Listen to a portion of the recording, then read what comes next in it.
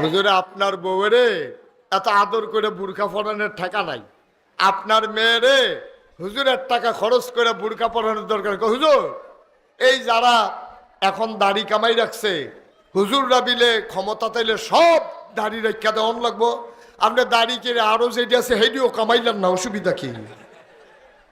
আপনার মাথা বেড়ায় কামাইয়া হাঁটেন, আপনার কি আসে যায়? ঠিক কিনা কন? নবী একবার মরুভূমির মাঝ দিয়ে হাঁটতেছেন। মরুভূমির মাঝ দিয়ে হাঁটার পরে সামনে গিয়ে দেখে রাস্তার উপর একটা ওট দাঁড়িয়ে আছে। কি দাঁড়িয়ে আছে? সবাই কথা কয়েন, কি দাঁড়িয়ে আছে? বন্ধ করে। কি দাঁড়িয়ে আছে? ওট। নবীজি কয়, কিরে রাস্তার উপরে ওট কেন? ওটটা যখন দাঁড়িয়ে আছে, নবীজি এবার সামনে যখন গেলেন, সাথে আরো সাহাবাও আছে, নবীজি হঠাৎ করে সবার সামনে বললেন, ওয়ালাইকুম আসসালাম ওয়া রাহমাতুল্লাহ। এটা কি সালাম না সালামের জবাব?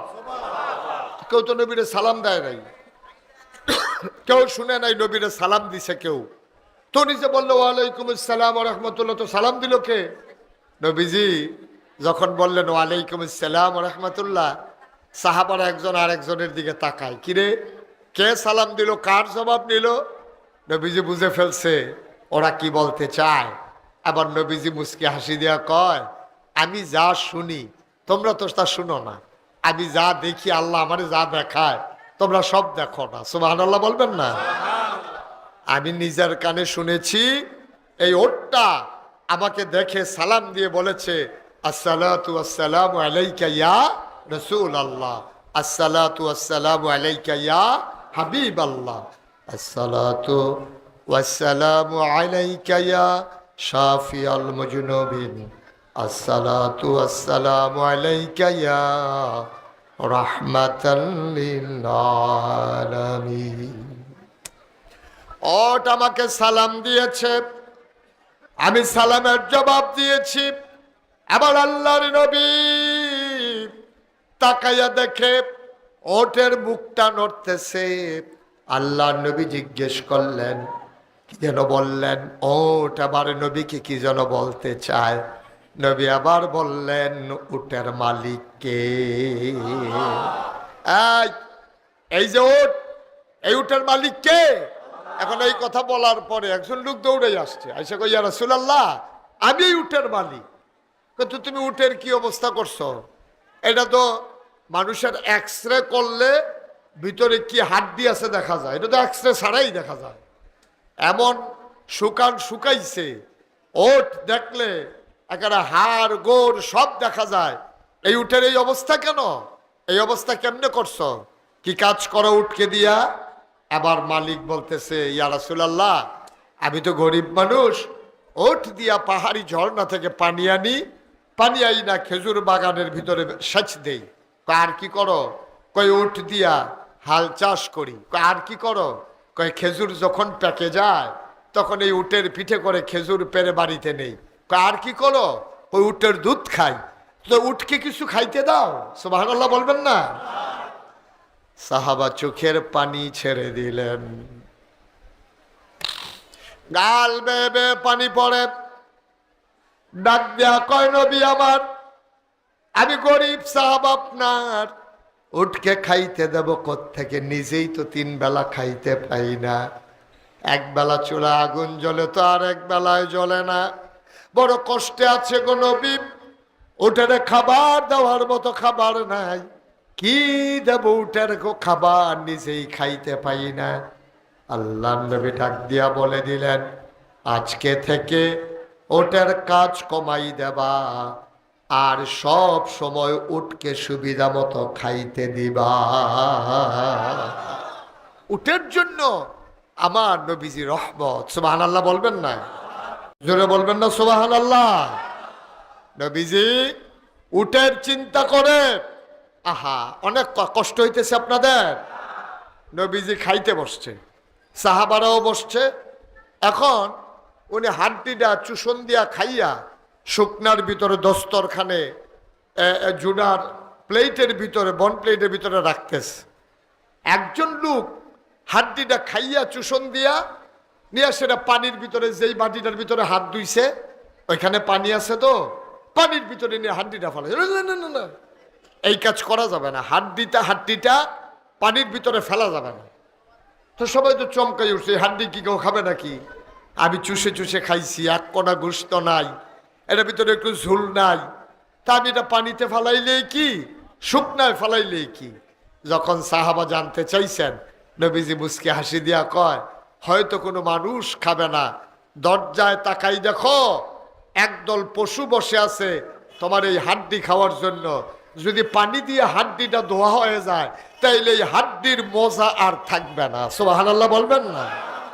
এই হাড্ডি বিড়াল খাবে, এই হাড্ডি কুকুর খাবে, সুতরাং এই হাড্ডি পানিতে ফেলা যাবে না। কি নবী আমার, সুবহানাল্লাহ বলবেন না?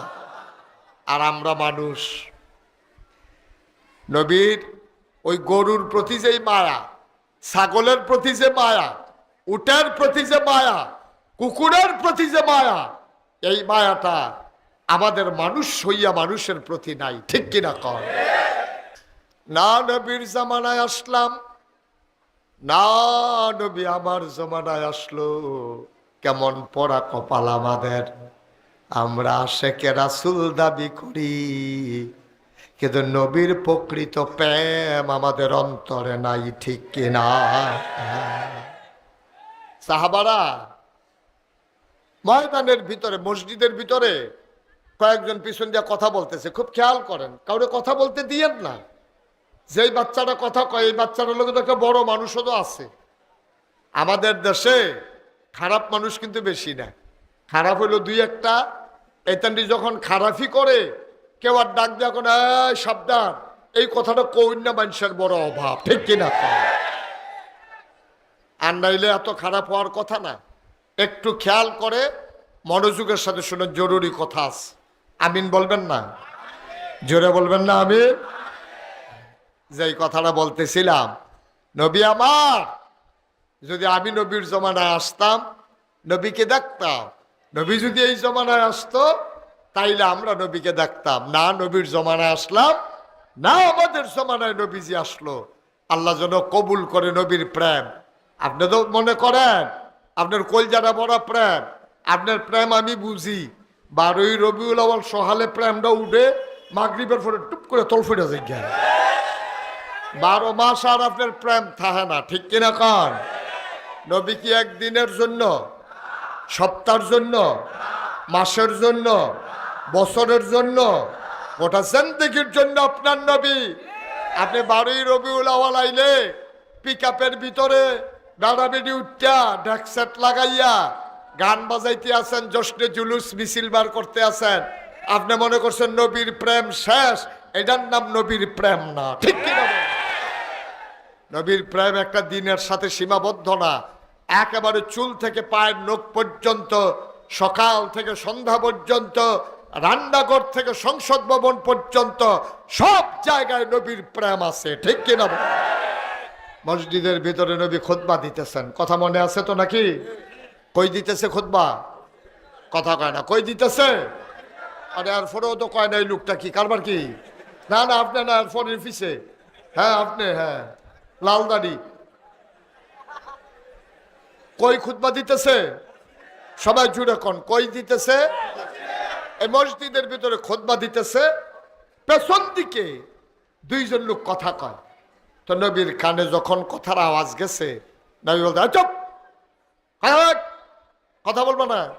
এখন এই বলার পরে সব চুপ মেরে গেছে।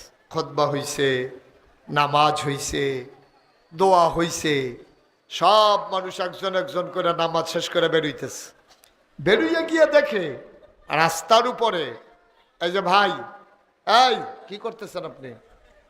ও এখানে দেখা না, দেখার লাগিয়া গেছে। হ্যাঁ হ্যাঁ হ্যাঁ ঠিক আছে, থ্যাংক ইউ, বুঝতে পেরেছি। পেছনে কি করে দুইজন কথা, চুপ, কথা বলে না। নামাজ শেষ হয়ে গেল, একজন একজন করে মানুষ বের হইতেছে। গিয়া দেখে মসজিদের সামনে রাস্তার উপরে একবার বসে রয়েছে।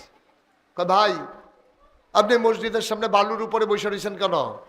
আরে ভাই আমি রাস্তা দিয়ে বাজার করে বাড়িতে যাইতেছিলাম, হঠাৎ করে নবীর কণ্ঠের একটা আওয়াজ আসলো, চুপ বসো, এটা শোনার পরে আমি বৈশা গেছি। সুবহানাল্লাহ বলবেন? আরে তোমারে বলে নাই, মসজিদের ভিতরে দুইজন কথা বলতেছিল, ওদেরকে বলছে চুপ করে বসার জন্য, তুমি বসছো কি করতা?